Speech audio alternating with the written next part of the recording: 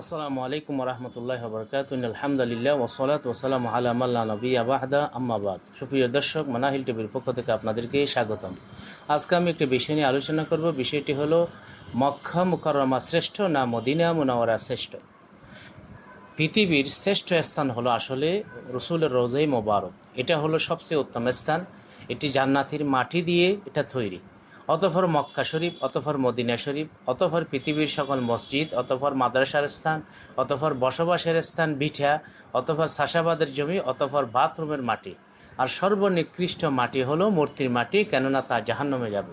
পবিত্র কোরআনে আল্লাহ রাব্বুল আলামিন ইরশাদ করেন, ইন্নাকুম ওমা তা'বুদুনা মিন দুনিল্লাহি হাসাবু জাহান্নাম। অর্থাৎ তোমরা যে সমস্ত মাবুদের ইবাদত করো তারা জাহান্নামে যাবে। সকল ফুকাহাগণ একমত মক্কা মুকাররমা ও মদিনা মুনাওয়ারা শ্রেষ্ঠ স্থান। তবে এদের মধ্যে কোনটি শ্রেষ্ঠ তাতে মতানৈক্য রয়েছে রসুলের রওজায়ে মুবারক ব্যতীত। হানফি, শাফি, হাম্বলি, মালিকিদের এক বর্ণনা মতে মক্কা মদিনা রসুলের রওজায়ে মুবারকের পরে মক্কা মদিনা থেকে শ্রেষ্ঠ। এর বিভিন্ন কারণ রয়েছে, কেননা হজ উমরা করতে হয় মক্কাতে। মক্কা মদিনাতে যাওয়া এটা হজ উমরার অংশ নয়, রসুলের মহব্বতের অংশ। দুই, মক্কাতে নবী সাল্লাল্লাহু আলাইহি ওয়াসাল্লাম বেশি দিন বসবাস করেছিলেন, মদিনাতে 10 বছর, বাকি 53 বছর তিনি মক্কাতেই ছিলেন। তিন, মক্কাতে অনেক নবী রসুলগণ ছিলেন। চার, চুমু খাওয়া মক্কাতে 2 রকমের সুন্নত, তা মদিনাতে নেই। 5, মক্কার দিকে নামাজ পড়তে হয়। 6, পেশাব পায়খানার সময় মক্কার দিকে ফিট ও প্যাট করা নিষেধ, মাকরুহ।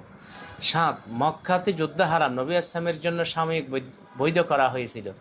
8, মক্কা মহানবী সাল্লাল্লাহু আলাইহি ওয়াসাল্লামের জন্মস্থান। 9, মক্কাতে প্রবেশের সময় গোসল করা সুন্নাহ। 10, মক্কাতে পৃথিবীর প্রথম ঘর নির্মিত, যাকে আমরা কাবা শরীফ বলি। মক্কাতে মাকরুহ ওয়াক্ত নেই অনেকের মতে। 12, মক্কাতে এক ওয়াক্ত নামাজ পড়লে 1 লাখ রাকাতের সওয়াব পাওয়া যায়। তবে মদিনাতে পড়লে 50,000 রাকাতের সওয়াব পাওয়া যায়। বাইতুল আকসা পড়লে সেখানে 1000 রাকাতের সওয়াব পাওয়া যায়। তবে মালিকের প্রসিদ্ধ বর্ণনা মতে মদিনাই শ্রেষ্ঠ, তাই তিনি মদিনাতে বসবাস করতেন।